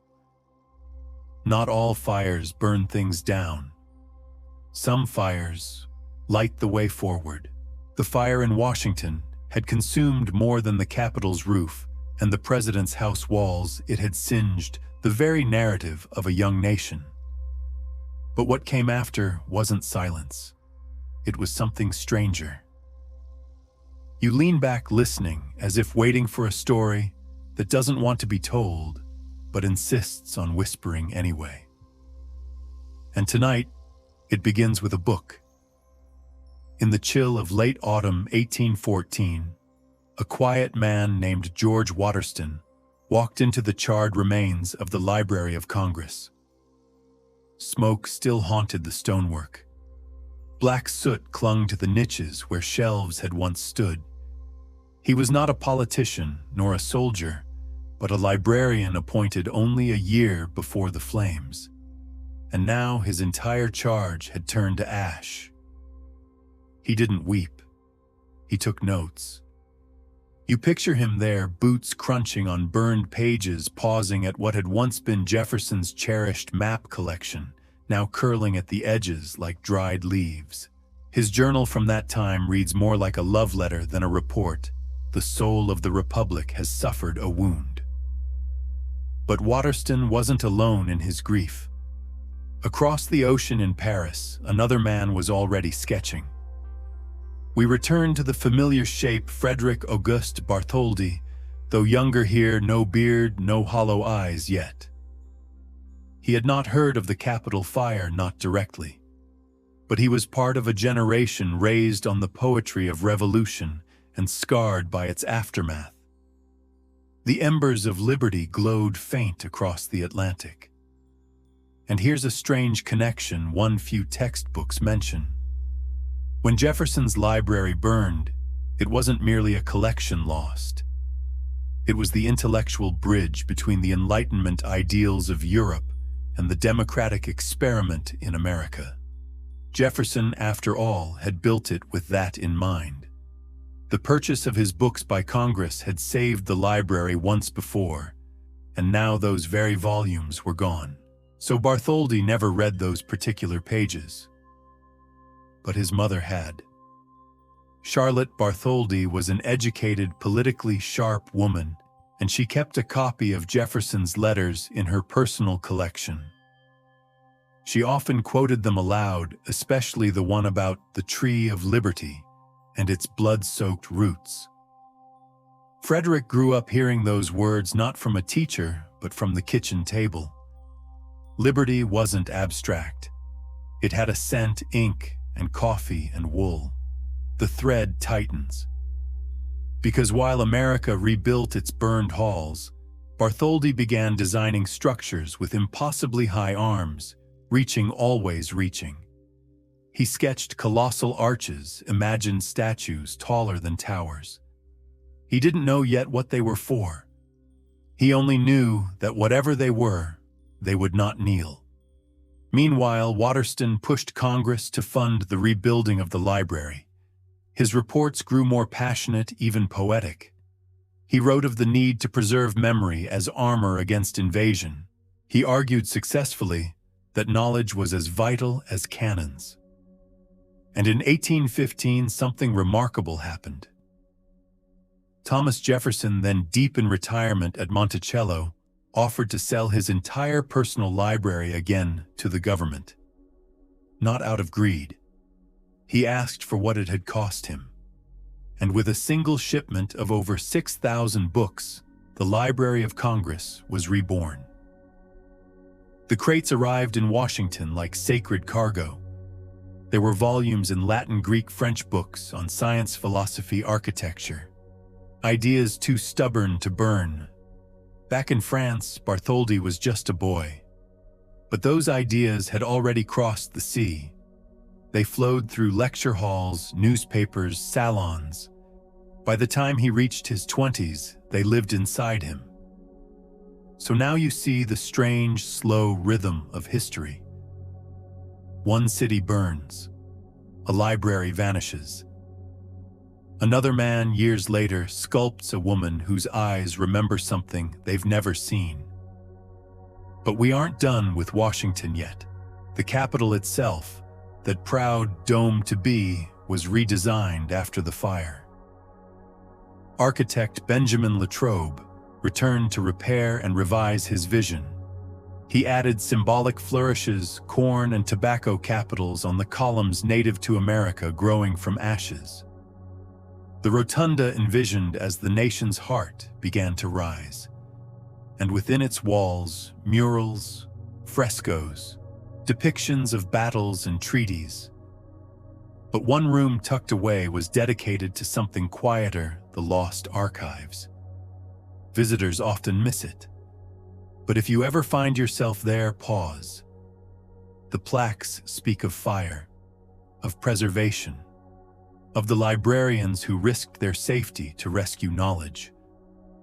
Bartholdi never visited Washington during construction, but when he finally arrived decades later preparing to oversee the installation of Liberty's torch-bearing arm at the 1876 Centennial Exposition, he made a quiet visit to the Capitol ruins. He walked the grounds at dusk. No speeches, no fanfare, just him alone looking up at the repaired dome. He told a journalist later that it reminded him of a scar healed over stronger at the break. And now you return to the present, or what passes for it here. The wind outside has shifted. The hour is deeper. You hear the soft creak of a floorboard again, not your own, but perhaps one imagined beneath Waterston's boots or Bartholdi's heel. Because stories don't burn. Not really. They change shape. And in the melted wax, the charred beams, the copper skin of a silent statue, they wait. They wait for someone quiet enough to listen. The rain has started again, not heavy, but steady, like fingers tapping gently on a wooden desk, rhythmic and endless. Outside the Capitol, Washington, D.C. is cloaked in an eerie silence, broken only by the occasional creak of settling timbers, or a carriage wheel rattling too loudly on the stone. But we are no longer in 1814, not exactly. You're drifting now, hovering somewhere between the past and the present, where everything echoes a little louder and fades a little faster. You are walking down a hallway, long paneled with scorched wood and lined with portraits that all seem to look away from you. They do not want to remember what happened here, and neither did the city for a very long time. What happened in the wake of the 1814 fire wasn't just reconstruction, it was reinvention. The Capitol didn't simply rise from ashes. It was rebuilt into a myth. The story of America's near collapse was polished, rebranded, and taught in ways that smoothed the edges and brightened the outcome. But you can still find the soot in the cracks if you know where to look. Let's walk slower now. You pass a burned column, still slightly darker than the others despite restorations. You stop to examine it. You wonder who touched it last, whose fingers ran along that charred stone and remembered the panic of that night. There's no plaque, no inscription. Just a faint warmth like history itself is breathing faintly against your hand. Here's something many don't realize after the fire.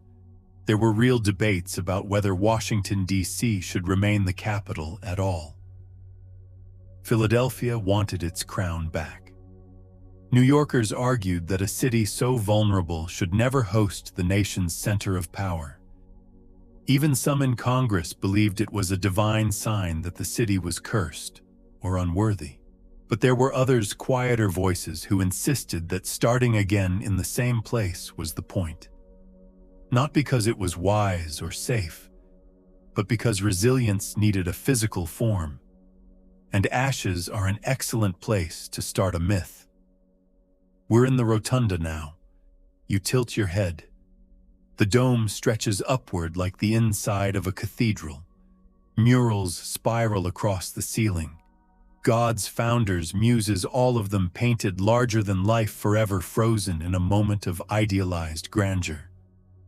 But they weren't always there. After the fire, the dome had to be redesigned. The original structure was too weak, too small. It had melted like wax, so they made it bigger, taller, holier. Historians argue about the symbolism. Was it just architectural improvement, or a statement, a declaration, that the capital would now reach upward toward something no fire could touch? Perhaps it was both. You sit on a bench. The wood is cold old and etched with decades of initials. You trace 1JA, 1841. You imagine a young man in a wool coat, his boots leaving dust on the marble carving his name, while Congress debated something no one remembers now. What did he think of the fire? Did he hear stories from his father? Did he know that beneath his feet lay timbers, scorched black beams that were left intentionally as part of the foundation? Yes. That's another odd truth. Some of the Capitol's new frame was built directly atop the remains of the old one, not just symbolically, physically. Scorched beams, melted nails, reused stone, layered into the structure like bones in a crypt. You don't see them, but they hold the building up. And if you listen closely, some say, you can still hear them creak. Let's drift deeper. You're not alone anymore. A tour group passes. Their voices are hushed but distracted. A child points at a bust of Jefferson, asking why he looks so sad. The guide chuckles nervously and moves them along. But you linger. You stare at that expression, carved lips, down-turned eyes, distant. The sculptor could have made him smile, but he didn't. He chose to remember something else. Downstairs, in a lesser-known hallway, you find a room with a locked glass case. Inside, fragments of burned books, charred pages. One still has legible ink, a law partially preserved. The words "freedom of" are visible. Just that. Freedom of. It's like a sentence left unfinished. Back upstairs, the halls stretch on. Every corner seems to whisper. You find another bench. Sit again. This time you don't trace any initials. You just listen. The wind outside has picked up. The rain taps harder now. Somewhere in the building, a clock chimes, once deep, metallic, like a heartbeat of stone. And you wonder, what if the British had never left? What if they had stayed occupied? The city burned not just the capital, but every record, every ledger, every face from every portrait. Would we remember it differently? Would we even remember it at all? Myths don't need accuracy. They need endurance. The capital endures, so the myth survives. Let's walk one last hallway. You pass a painting, massive, gilded, dramatic. Soldiers in smoky light, flames in the background. A woman holding a scroll, her face serene. The plaque reads, "The Spirit of 1814. She's not named, but her face looks familiar. You pause. The curve of her cheek, the weary lift of her eyes. It's the same face. The face you saw before. Cast in copper. Standing in a harbor. Could it be, did the artist borrow the face of liberty to represent resilience?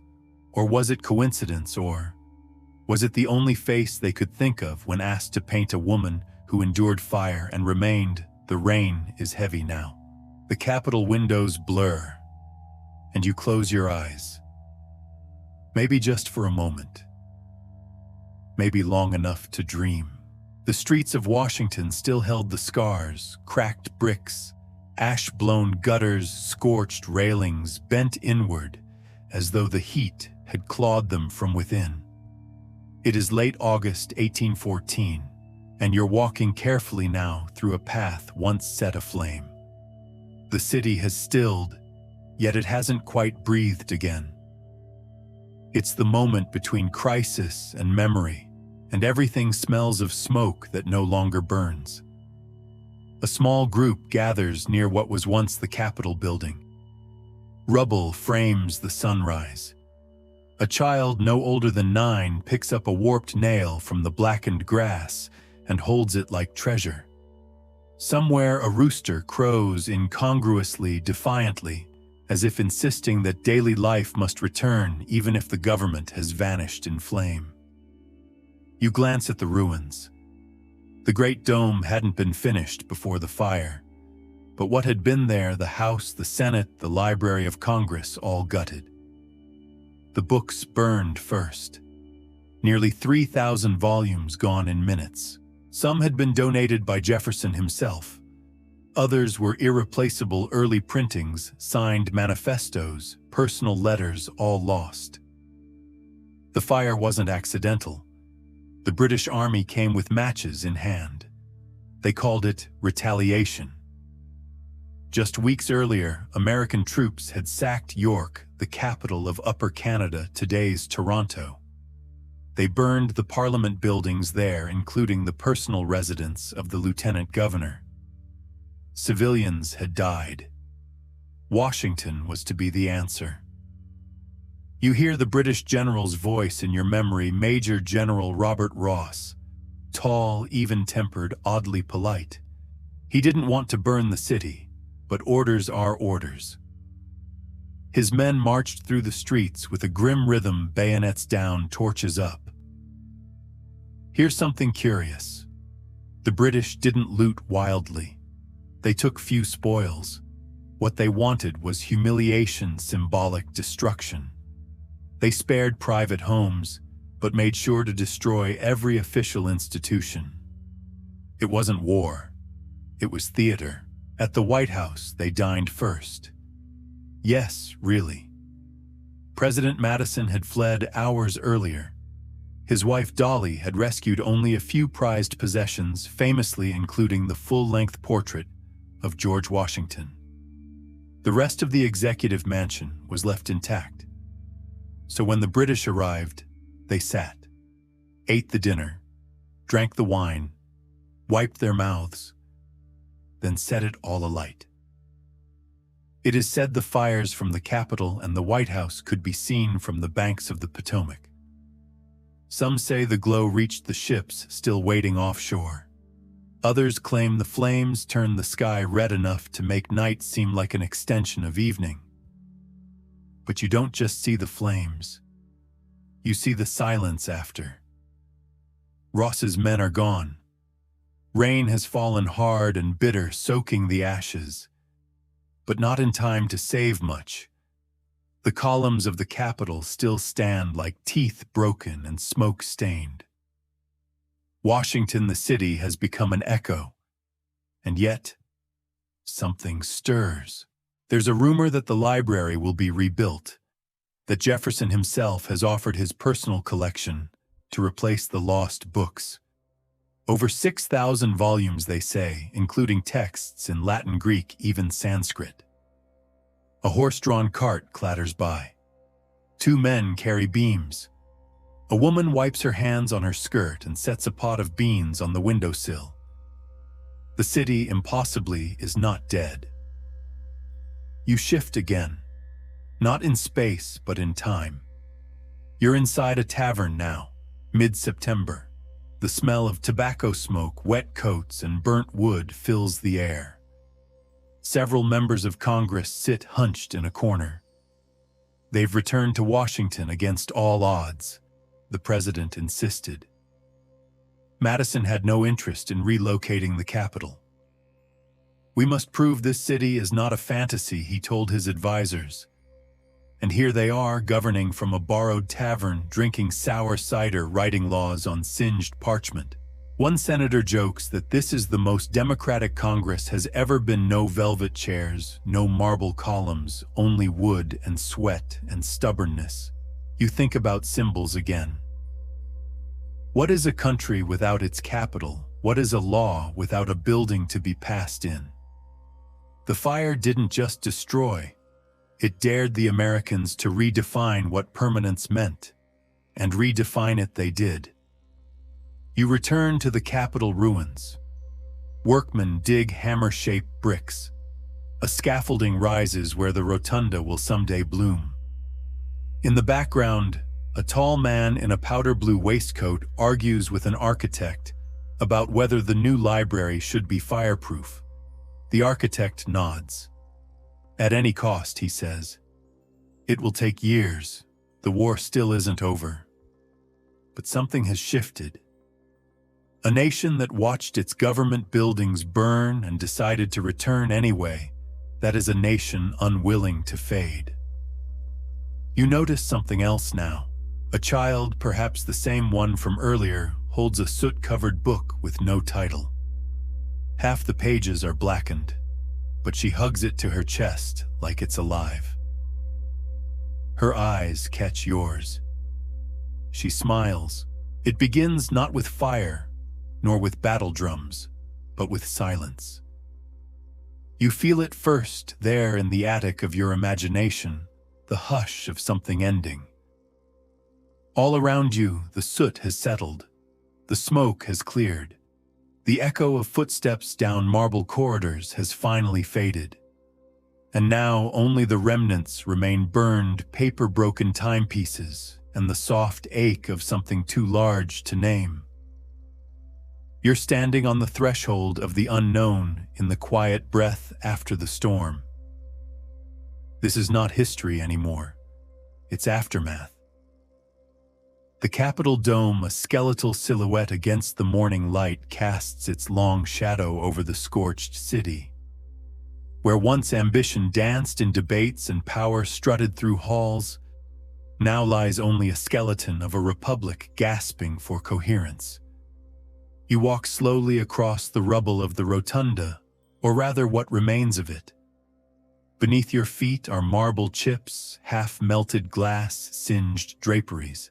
Somewhere a cracked fresco flutters in the wind, barely clinging to the ceiling. But there's someone else here with you. James Monroe.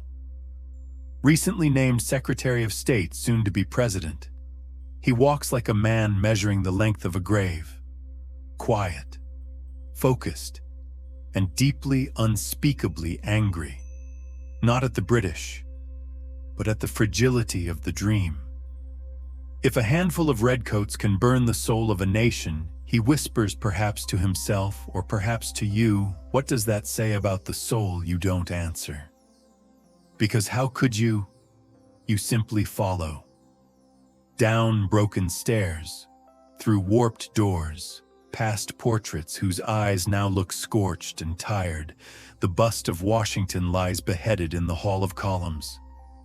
Monroe stops, straightens it, dusts it with his sleeve, and says nothing.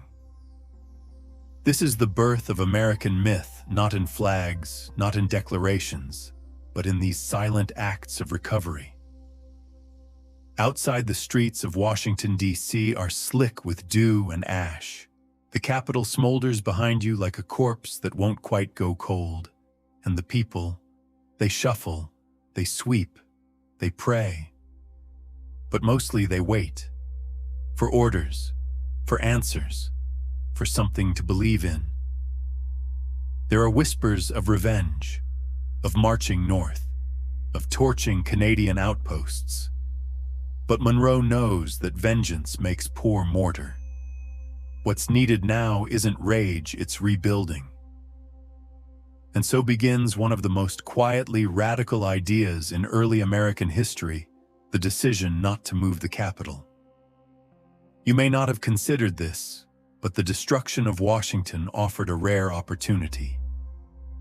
Other cities, Philadelphia, New York, even Baltimore, lobbied hard to become the new seat of government. And why not? Washington was a half-finished swamp with half-burned dreams. But Monroe and a handful of stubborn visionaries refused. Not out of logic, not even patriotism, but something more irrational. Faith. They believed, or perhaps needed to believe, that from the ashes something new could rise. And so they stayed. even as the White House still smoked, even as the Library of Congress's books crumbled to soot in their hands, even as the people mocked them for clinging to a ruin. This is the part of history that rarely gets told the weeks after the fire. The grim, unphotographed days when bureaucrats worked in taverns, Congress met in a hotel ballroom, and maps of the city were redrawn, not with vision, but necessity. You step into one such meeting now. A dusty saloon turned office. Ink-stained fingers hover over parchment. Candles drip wax onto old menus, and there at the center sits a woman, Dolly Madison. Yes, her again. But this time no fine gown, no rescue mission. Just a shawl, ink on her sleeves, and a ledger of losses that makes your throat tighten. She reads aloud from memory because the papers are gone, the names of artworks destroyed, books, lost letters, incinerated. Her voice does not tremble. It slices through the room like purpose. And when she finishes, no one applauds. They simply nod and return to work. Because that's what survival is, not triumph, just movement. A few blocks away, a printer sets up his press again. The first post-fire newspaper carries the headline, "We Remain." No poetry, no banner, just that, we remain. And that becomes the motto of the moment. Not liberty or glory or even victory. Just survival. Just continuity. Just the stubborn heartbeat of a people too proud to vanish. The British, by the way, never expected this. They believed the fire would break morale, that the loss of the capital would cause collapse. Instead, it created coherence. Because in destroying the center, they inadvertently clarified its purpose. The capital was never just a building. It was an idea. And ideas, as it turns out, burn slower than wood. Months pass. Rebuilding begins. Stones are recut. Statues recast. The dome, still years away, is imagined again. But something has changed. The architects no longer speak of grandeur. They speak of durability. Let her be strong, says one. Let her endure. You look up, through the haze of memory, through the scaffold of the past, and you see it, the silhouette of the Capitol reborn, not as ornament, but as testament. A whisper echoes, America almost ceased to exist, but it didn't. Because of people like Dolly, like Monroe, like nameless stonemasons with cracked hands and singed eyebrows. People who chose not to flee, but to stay, to rebuild, to believe, even in the ash, especially in the ash. And as the night settles around you, soft and slow, you think about your own ruins, the moments you thought would end you, the fires you didn't think you'd survive. But you did. We all do. That's the lesson here. That's the whisper in the marble. The fire did not win. And neither did sleep, not yet. But it's close now. You can feel it. A soft fog behind your eyes. A warmth in your chest. A stillness that wasn't there before. The Capitol still stands. And so do you. So do you. And now, we slow down. The smoke is gone. The ruins are still. The heat, the shouting, the flames that once painted the Capitol dome in orange and ruin, they've all drifted far behind us now, like a storm you barely remember waking from. The streets are quiet again. Empty chairs rest in the Senate chamber. Ash has settled like snowfall across stone, and the torchlight, it's faded. But you're safe. Your breath is steady now. Your eyelids, heavier than they were minutes ago. And the story, all of it, is gently stepping back into the dark. You don't need to remember every name, every year, every fire. You don't need to trace every scar on the marble. What matters is the stillness. What matters is the hush that always follows chaos, the strange comfort of silence, after too many truths have shouted all at once. And maybe, just maybe, that's what history really is, not a record of battles and borders, but the long, slow exhale after the world has held its breath. So let go now. Let the final embers fade behind your eyes. Let the night grow soft around you. There are no more flames tonight, only calm. You did well to stay this long. Now sleep, gently, fully, she's still there. Liberty holding the light, watching over the quiet, waiting for the next dreamer. Good night.